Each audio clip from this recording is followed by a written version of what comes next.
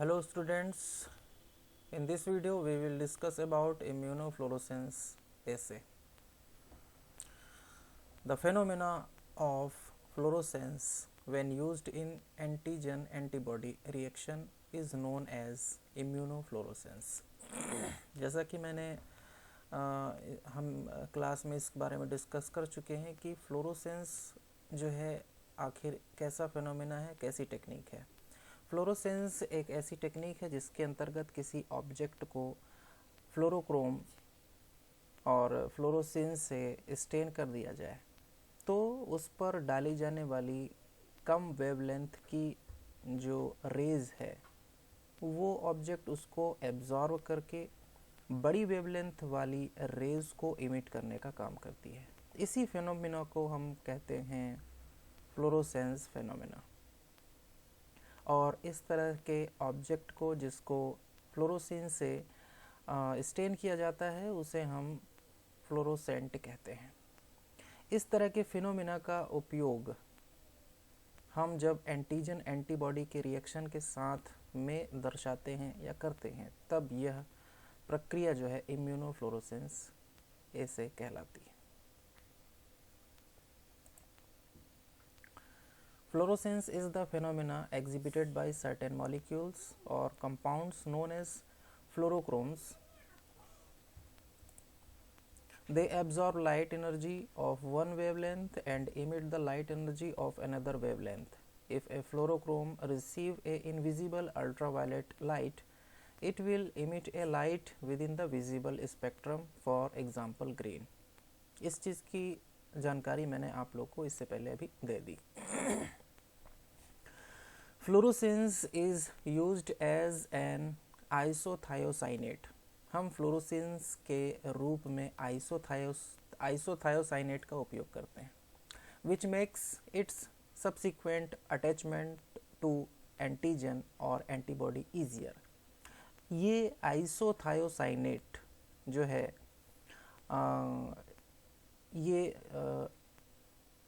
इस तरह से एंटीजन या एंटीबॉडी के सरफेस पे फ्लोरोक्रोम को अच्छे से टैग करने का काम करता है, अच्छे से लेबल करने का काम करता है। When fluorescein isothiocyanate is combined with antigen और antibody, जब फ्लोरोसेंस आइसोथायोसाइनेट किसी एंटीजन या एंटीबॉडी से बाइंड होता है, it is referred to as conjugate, तब वह जो है कंजुगेट होता है। Fluorescein conjugate with various antigen and antibody are commercially available. इस प्रकार से जो फ्लोरोसेंस होता है कमर्शियली हमको जो है ये एंटीजन से या एंटीबॉडी से लेबल्ड ये फ्लोरोक्रोम या फ्लोरोसेंस लगा हुआ टैग लगा हुआ हमको कमर्शियली हमको उपलब्ध होता है।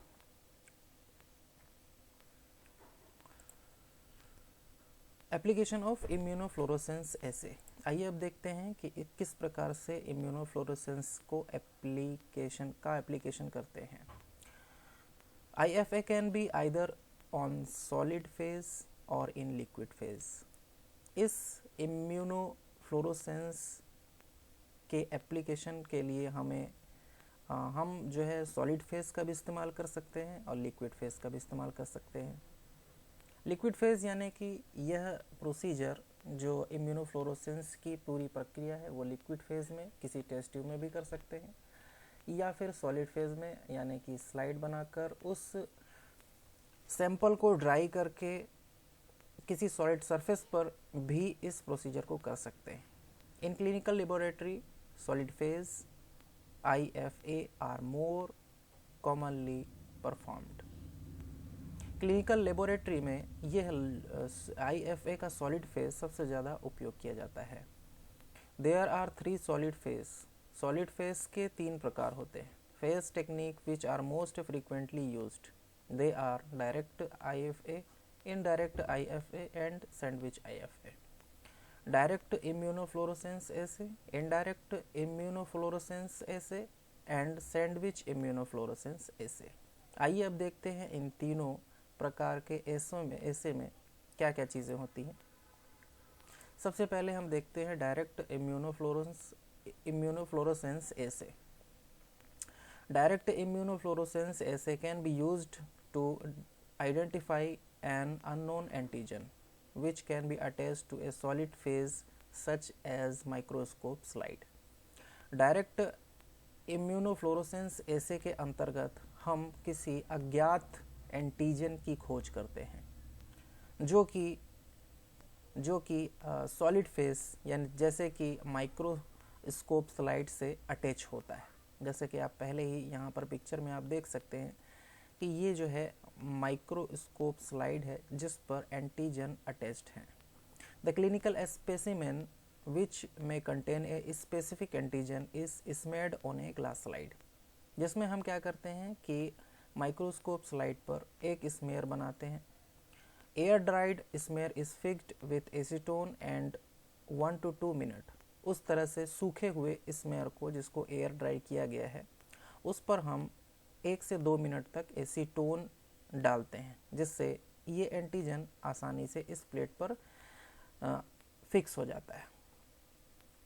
Evidence of fluorescence in the smear under fluorescence microscope indicate a positive test for antigen in the specimen. इसके बाद फिर हम उसमें उस एंटीजन से उस प्लेट से चिपके हुए एंटीजन में हम करस्पॉन्ड्स एंटीबॉडी मिलाते हैं। उस एंटीबॉडी में पहले से ही फ्लोरोसेंस लेबल्ड रहता है।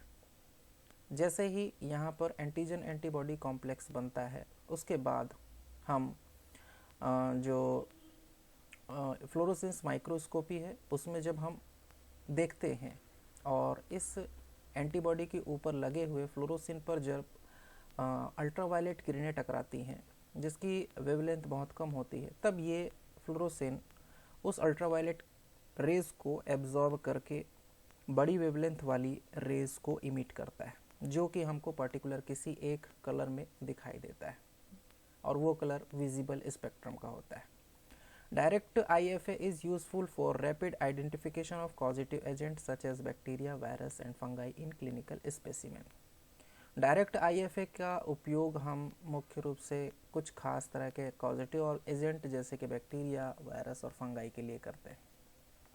तो इसके बाद देखिए इस तरह से एंटीजन एंटीबॉडी कॉम्प्लेक्स बनने के बाद हम जो है जब फ्लोरोसेंस माइक्रोस्कोपी में अध्ययन करते हैं तब इस पर जो है अल्ट्रावायलेट रेज डाली जाती है। अल्ट्रावायलेट रेज को ये फ्लोरोसेंस जो पहले से टैग है या लेबल्ड है इस एंटीबॉडी पर वो एब्जॉर्ब करता है और बड़ी वेवलेंथ वाली रेज को इमिट करता है या रिलीज करता है जो कि विजिबल स्पेक्ट्रम लाइट होती है जिसको हम आसानी से देख सकते हैं। इस तरह के visible spectrum light fluorescence microscope में देखे जाने के बाद टेस्ट के पॉजिटिव होने की पुष्टि हो जाती है, टेस्ट के पॉजिटिव होने का कंफर्मेशन हो जाता है। आइए अब देखते हैं दूसरा indirect immunofluorescence essay. In the indirect IFA the reacting antigen and antibody are both unlabeled. The antigen antibody complex is then detected by an anti-human immunoglobulin labeled with fluorescein isothiocyanate. The indirect IFA can be used to detect either unknown antigen or antibody. The advantage of the indirect test is that the same conjugated with anti-human globulin can be used for all the test. तो ये इसके अंतर्गत indirect immunofluorescence ऐसे के अंतर्गत हम जो है इस प्रकार के एंटीबॉडी और एंटीजन का उपयोग करते हैं जो कि फ्लोरोसेंस से लेबल्ड नहीं है। The antigen antibody complex is then detected by a anti human immunoglobulin. और इस प्रकार के एंटीजन एंटीबॉडी कॉम्प्लेक्स को डिटेक्ट करने के लिए हम IgG का इस्तेमाल करते हैं, एंटी ह्यूमन इम्यूनोग्लोबुलिन। और ये एंटी ह्यूमन इम्यूनोग्लोबुलिन लेबल्ड रहता है किससे? फ्लोरोसिन से। In indirect IFA can be use to detect either unknown antigen और एंटीबॉडी। इस प्रकार के इनडायरेक्ट इम्यूनोफ्लोरोसेंस ऐसे से हम किसी अज्ञात एंटीजन या किसी अज्ञात एंटीबॉडी की खोज करते हैं। इस पूरी प्रोसीजर में सबसे पहले हम एक माइक्रोस्कोप स्लाइड लेते हैं, उसके ऊपर हम सैंपल लेंगे। सैंपल के बाद एयर ड्राई करेंगे। सैंपल में जो एंटीजन है वो आसानी से इस सॉलिड प्लेट पर आसानी से फिक्स हो जाते हैं। उसके बाद हम एंटीबॉडी डालेंगे जो कि लेबल्ड नहीं रहेगा फ्लोरोसिन से, और वॉश करेंगे। अगर कॉम्प्लेक्स बना हुआ रहता है तो वो वॉश नहीं होगा, और अगर कॉम्प्लेक्स बन गया है तो वॉश करने के बाद भी ये एंटीजन एंटीबॉडी का कॉम्प्लेक्स बना ही रहता है। उसके बाद हम अप्लाई करते हैं एंटी ह्यूमन इम्यूनोग्लोबुलिन, जो कि पहले से ही लेबल्ड रहता है या टैग्ड रहता है किससे, फ्लोरोसिन से। अब ये जो सेकेंडरी, इसको हम सेकेंडरी एंटीबॉडी भी कह सकते हैं। प्राइमरी एंटीबॉडी के ऊपर जो है फ्लोरोसिन टैग नहीं होता।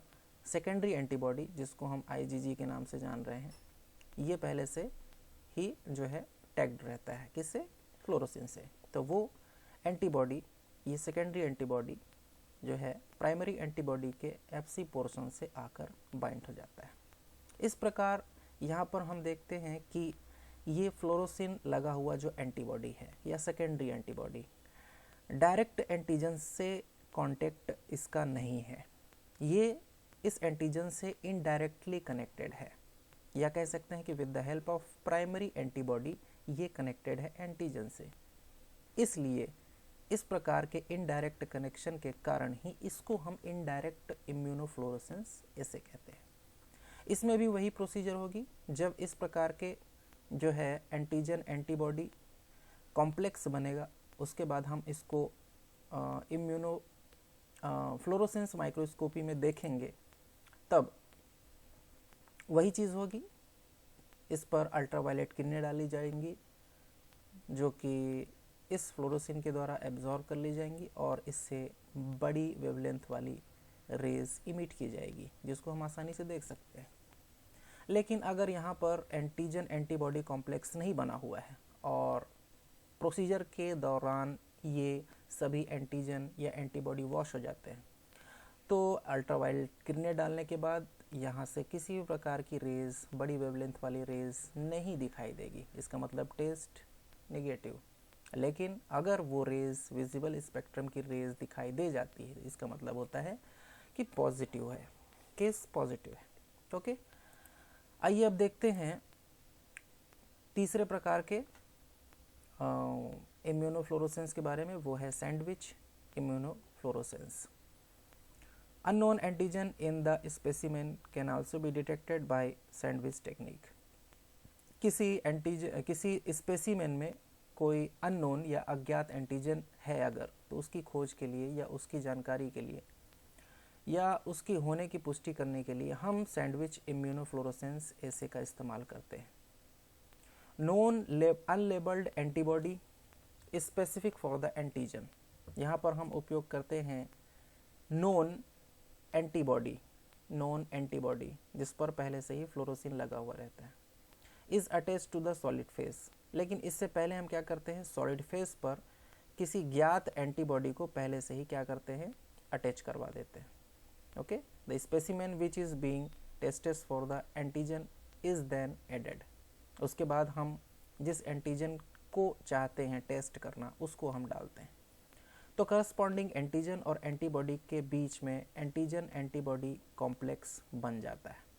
पहले हमने क्या किया कि पहले नॉन एंटीबॉडी को फिक्स किया एक स्लाइड पे, उसके बाद स्पेसिमेन डाला उस पर।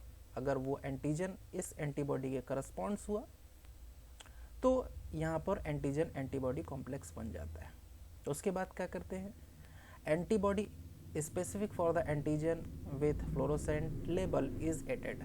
हम एंटीबॉडी ऐड करते हैं जिस पर फ्लोरोसिन का टैग या लेबल लगा हुआ रहता है। Antigen sandwiched between two antibody molecule, जिसके कारण क्या होता है कि जो एंटीजन होता है वो दो अलग अलग एंटीबॉडी के बीच में आ जाता है और उस एंटीजन का सैंडविच बन जाता है, ऊपर एंटीबॉडी नीचे एंटीबॉडी, जिसके कारण इसको हम क्या कहते हैं, सैंडविच इम्यूनोफ्लोरेसेंस ऐसे कहते हैं। आखिर में इस पूरी प्रोसीजर के दौरान, जैसे कि हमने पहले सॉलिड फेस तैयार किया, उस पर एंटीबॉडी को पहले अटैच करवाया, अटैच करवाने के बाद फिर उस पर एंटीजन डाले, फिर उसके बाद वॉश करते हैं। वॉश करने के दौरान अगर वो पर्टिकुलर एंटीजन जिसकी हम खोज कर रहे हैं वो नहीं है अगर, तो ये एंटीजन वॉश हो जाएंगे, और वॉश करने के बाद फिर हम सेकेंडरी एंटीबॉडी डालेंगे जिसमें फ्लोरोसिन टैग है, तो वो भी किसी एंटीजन से अटैच नहीं होंगे और वॉश कर दिए जाएंगे, जिसमें आखिरी में हम जब फ्लोरोसेंस माइक्रोस्कोप से देखेंगे तो किसी भी प्रकार के विजिबल स्पेक्ट्रम हमको नहीं दिखाई देगी। लेकिन यहाँ पर केस पॉजिटिव का दिखाया गया है। यहाँ पर आखिर में इस तरह से एंटीजन एंटीबॉडी कॉम्प्लेक्स बनने के बाद जो है वही प्रोसीजर होती है लास्ट में, जब हम फ्लोरोसेंस माइक्रोस्कोप से देखते हैं तो अल्ट्रावायलेट रेज इस पर डाली जाती है और इस फ्लोरोसिन पर पड़ने पर अल्ट्रावायलेट किरणें एब्जॉर्ब कर ली जाती हैं और विजिबल स्पेक्ट्रम की कोई रेज इससे इमिट होती है या रिलीज होती है, जिसको हम आसानी से किसी कलर के रूप में देखते हैं। इसका मतलब कि विजिबल स्पेक्ट्रम लाइट अपीयर होने का मतलब ये है कि टेस्ट पॉजिटिव है। It is all about the immunofluorescence assay. Thank you.